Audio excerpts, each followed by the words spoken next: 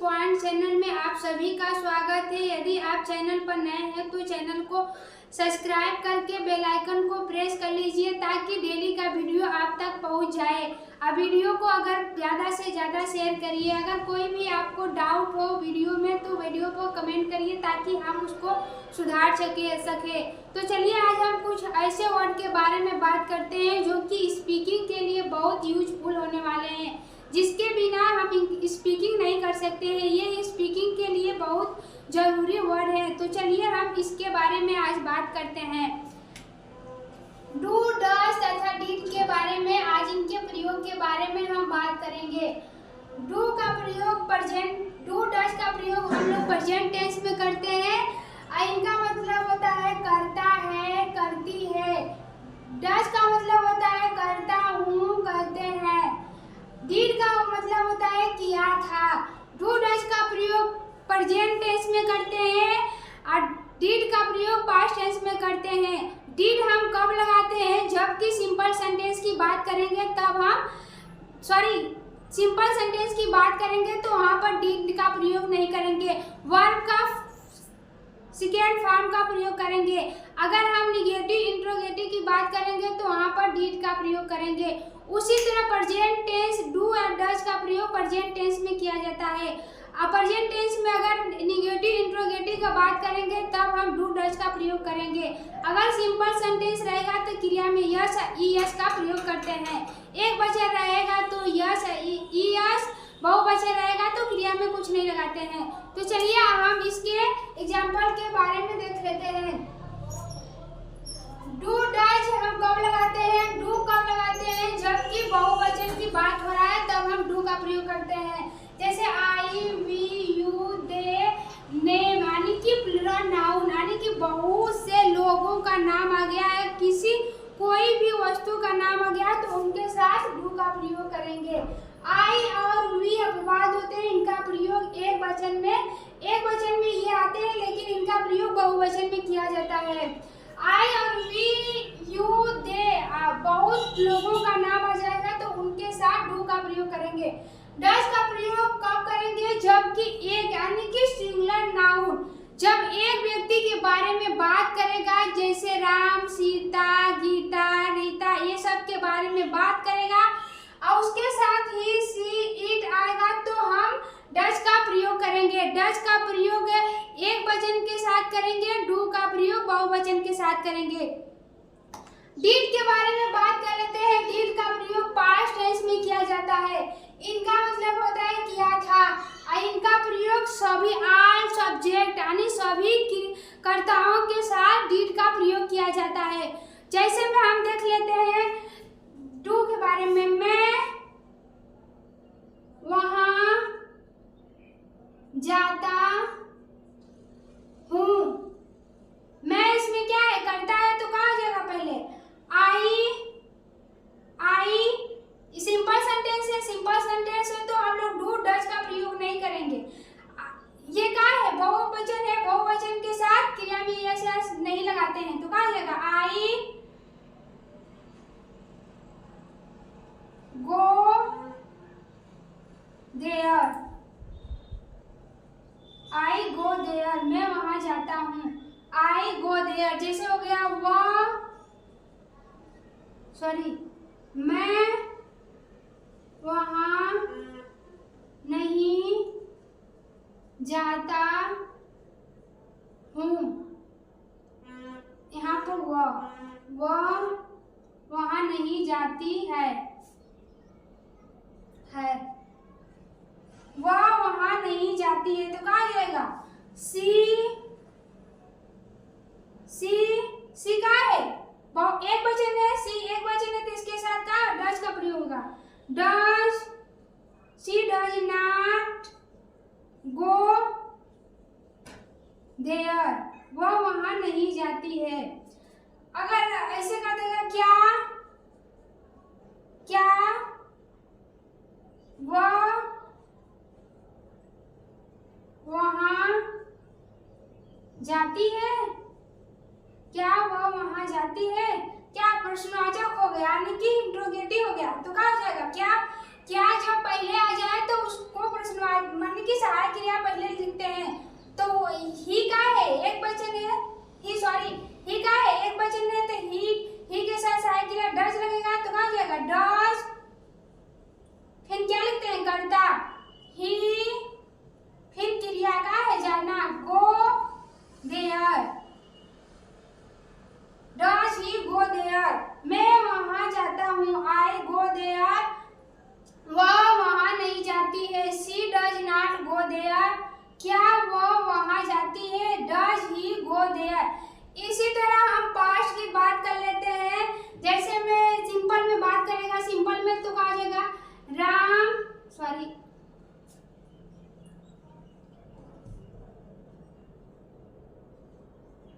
जैसे हो गया वह स्कूल गया, वह स्कूल गया। अगर सिंपल में इसको बनाएंगे तो वर्ब का सेकेंड फॉर्म लिखेंगे, क्रिया सहायक क्रिया नहीं लिखेंगे, वर्ब का सेकेंड फॉर्म लिखेंगे। तो कहा जाएगा he went to school, he went to school, वह स्कूल गया। उसी तरह अगर निगेटिव की बात करेंगे तो कहा जाएगा वह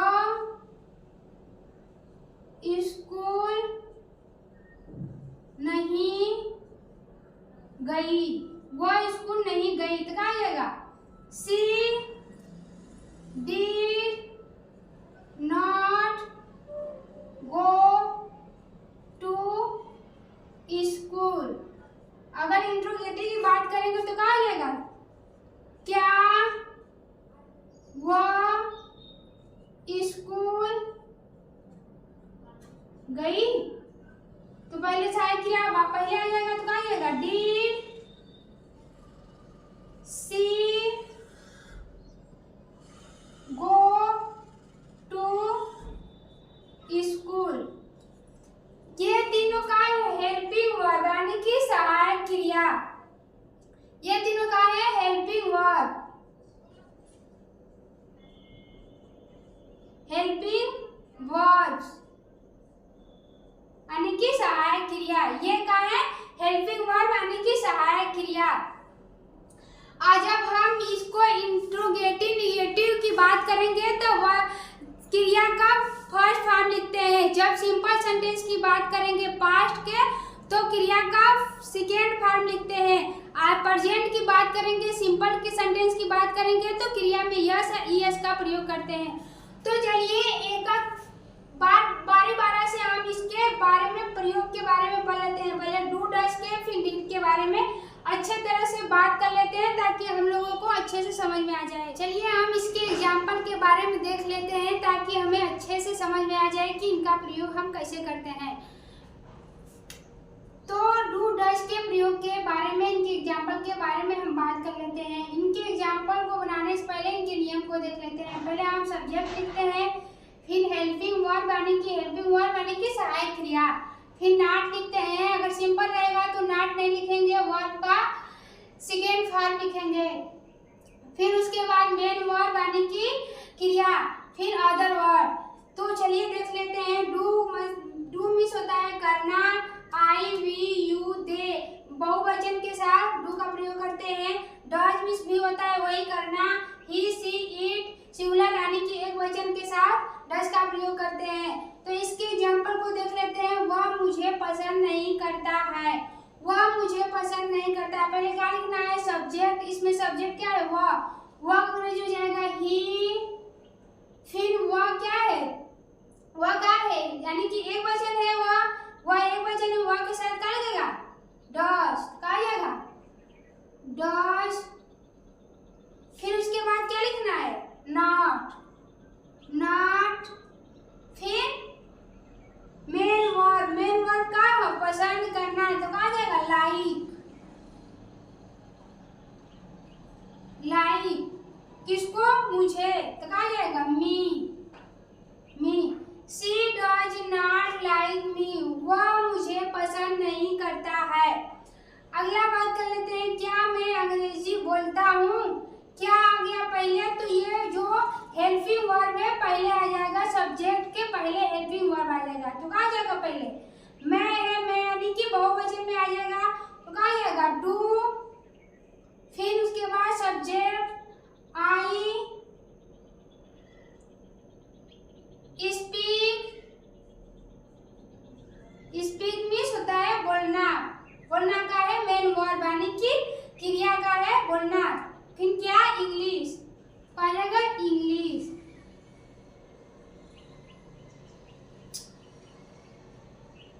English does I speak English, क्या मैं इंग्लिश बोलता हूँ, does I speak English. Ram नहीं खेलता, राम क्या है एक वचन है तो कहा जाएगा राम, एक वचन के साथ है सहायक क्रिया डज, नॉट है तो कहा जाएगा, सॉरी नहीं है तो नॉट, खेलना हेल्पिंग वर्ब यानी कि खेलना है तो कहा जाएगा हेल्पिंग वर्ब का फर्स्ट फॉर्म लिखते हैं, कहा जाएगा प्ले, प्ले।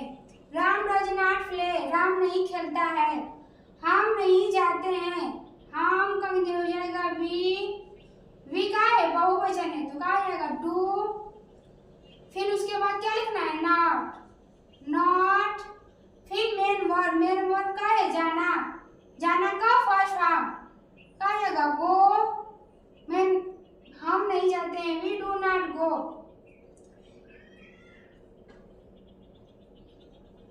क्या मैं पढ़ता हूँ, क्या मैं पढ़ता हूँ, क्या पहले आ गया तो जो हेल्पिंग वर्ब यानी सहायक क्रिया है वो पहले आ जाएगा। तो मैं है तो मैं के साथ डू लगता है, डू आई, फिर वर्ब का फर्स्ट फॉर्म, वर्ब का है पढ़ना तो कहा जाएगा रीड, डू आई रीड, क्या मैं पढ़ता हूँ। उसी तरह अगला देख लेते हैं, क्या मोहन खेलता है, क्या मोहन खेलता है, क्या पहले आ गया तो जो सहायक क्रिया है वो पहले आ जाएगा। तो मोहन एक वचन है, एक वचन के साथ सहायक क्रिया डज का प्रयोग करते हैं तो कहा जाएगा डज मोहन, मोहन, फिर क्या है नॉट तो नहीं, इसमें नहीं है तो नॉट नहीं लिखेगा। फिर मेन वर्ब, मेन वर्ब का है खेलना कहा जाएगा प्ले, डज मोहन प्ले। अगर इसी को हम लोग बनाए मोहन खेलता है, अगर हम इसी के बारे में बात करें मोहन, इसको हटा दें यहाँ पर ये नहीं रहेगा, मोहन खेलता है तो इसको ये कहा गया सिंपल सेंटेंस हो गया, इसमें निगेटिव इंट्रोगेटिव तो दिया नहीं है तो ये कहा गया सिंपल। तो इसको कैसे बनाएंगे मोहन, मोहन प्ले, प्ले में ये जोड़ देंगे मोहन प्ले। मोहन क्या है एक वचन है, एक वचन के साथ सहायक क्रिया में यस है ये जोड़ते हैं तो कहा जाएगा मोहन प्ले। अगर इसी को यहाँ क्या हटा दे मैं पढ़ता हूँ, बस बनाए मैं पढ़ता हूँ तो कहा जाएगा मैं का अंग्रेजी हो जाएगा आई, मैं का है बहुवचन में आता है तो कहा जाएगा मैं का अंग्रेजी हो जाएगा आई, फिर रीड बहुवचन के साथ क्रिया में यस है यस नहीं लगाते हैं तो कहा जाएगा आई रीड, मैं पढ़ता हूँ। अगर सिंपल रहेगा तो क्रिया में यस है ईएस लगाएंगे, उसमें डू डज नहीं लगाएंगे। निगेटिव इंट्रोगेटिव रहेगा तो उसमें डू डज का प्रयोग करेंगे।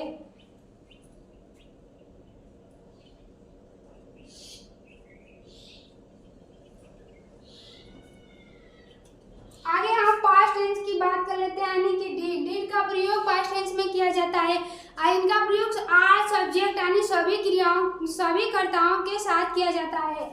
तो इसके एग्जांपल को देख लेते हैं। वह स्कूल नहीं गया था, यानी कि पास्ट की बात कर रहा है, वह स्कूल नहीं गया था तो कहा जाएगा पहले क्या लिखना है सब्जेक्ट, हेल्पिंग वर्ब, फिर नॉट, फिर मेन वर्ब, फिर अदर वर्ब। अगर इसी को अगर यहाँ पर नहीं रहता तो यहाँ हेल्पिंग वर्ब का दूसरा रूप हो जाता है, यानी कि सेकेंड फॉर्म हो जाता है। हेल्पिंग वर्ब यानी कि सहायक क्रिया को मेन वर्ब कहते हैं, हेल्पिंग वर्ब किसे कहते हैं सहायक क्रिया को हेल्पिंग वर्ब कहते हैं। तो इसमें नहीं अगर यहाँ पर नहीं रहता, नहीं अगर नहीं रहेगा तो कैसे बनेगा वह स्कूल गया था तो कहा जाएगा ही। फिर अगर पास्ट में निगेटिव इंट्रोगेटिव नहीं दिया रहता है तो वह क्रिया का दूसरा रूप लगाते हैं तो कहा जाएगा ही। गो का दूसरा रूप होता है वेन। फिर कहीं जाने के लिए लगाते हैं to school. He went to school, वह स्कूल गया था। He went to school. अगर यहीं पर नॉट आ जाएगा, नहीं आ जाएगा यानी कि नहीं, तो कैसे बनाएंगे इसको कैसे बनाएंगे? पहले क्या लिखना है? सब्जेक्ट का है ही तो अंग्रेजी वह हो तो ही हो जाएगा ही। फिर क्या लिखना है? हेल्पिंग वर्ब क्या है? डिड। फिर क्या लिखना है? नहीं है तो नॉट। फिर मेन वर्ब का फर्स्ट फॉर्म तो क्या है? मेन वर्ब इसमें क्या है? जाना, तो क्या आएगा? गो। फिर to school. He did not go to school, वह स्कूल नहीं गया था। अगर यहाँ पे नहीं रहे, यहाँ पे ये नहीं हटा देंगे तो क्या बनाएंगे? ही वेंट टू स्कूल, वह स्कूल गया था। अगर यहाँ पर नहीं लिख देंगे नहीं तो क्या बनाएंगे? He did not go to school, वह स्कूल नहीं गया था। अब अगला सेंटेंस के बारे में बात कर लेते हैं। मैं तुम्हें नहीं जानता था। मैं क्या है? सब्जेक्ट हो जाएगा आई। फिर क्या लिखना है? हेल्पिंग वर्ब आई के साथ डिड। फिर नहीं है तो नॉट। फिर जानता यानी कि मेन वर्ब का है जानना। मेन वर्ब का फर्स्ट फॉर्म नो मीन्स होता है जानना, नो। फिर तुम्हें यू का I did not know you. अगर यहाँ नहीं को हटा देंगे तो क्या बनाएंगे? अगर हम लोग यहाँ पर नहीं को हटा दे, मैं तुम्हें जानता था तो क्या हो जाएगा? आई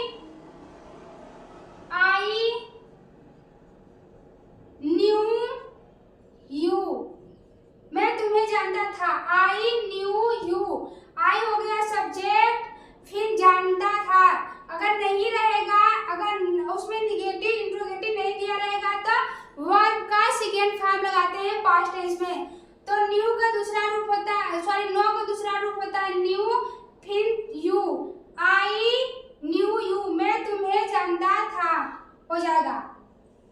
अगर यहाँ पर नॉट नहीं हो जाएगा, नहीं रहेगा तो कहा जाएगा I did not know you, मैं तुम्हें नहीं जानता था। अगला, तुमने पत्र नहीं लिखा। तुमने यू डिड नॉट लिखना राइट अ लेटर मीन्स पत्र। You did not write a letter. उसने गाली नहीं दी। He did not abuse। He कहाँ हो गया? कर्ता। फिर डिड कहाँ हो गया? Helping verb. फिर नहीं है तो कहाँ हो गया? नॉट। फिर मेन वर्ब का है गाली देना तो कहाँ हो गया? abuse।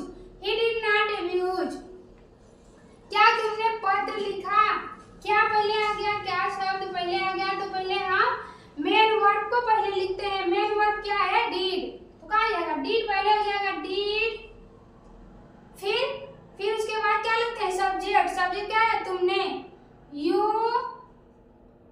Right a letter. Did you write a letter? Ram नहीं आया था। तो कहा जाएगा? पहले क्या लिखना है? सब्जेक्ट इसमें क्या है? राम। कहा जाएगा? राम। फिर हेल्पिंग वर्ब क्या है? डिड। फिर क्या लिखना है? नहीं, नॉट। फिर मेन वर्ब का है आना।